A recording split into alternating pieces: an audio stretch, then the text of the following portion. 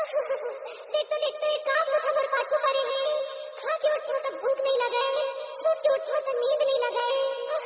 अरे थम जा डीजे मान सिंह परस्ते। रुक जा ते हम और मेरा मैं आया भाई बढ़िया मंत्र मार के चार फूक के अभी तुरंत तला मैं ठीक कर दे।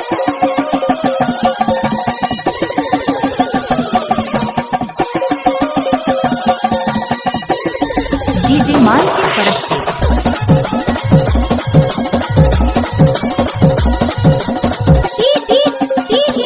मान सिंह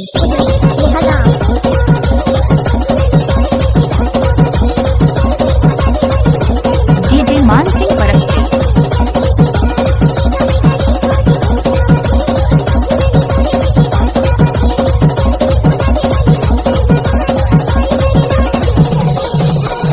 डीजे मान सिंह परस्ते। अरे ज्यादा जन चिल्लाबे हो, ज्यादा जन चिल्लाबे। देखते एक काम न खबर पाछू पड़ी है। डोला पे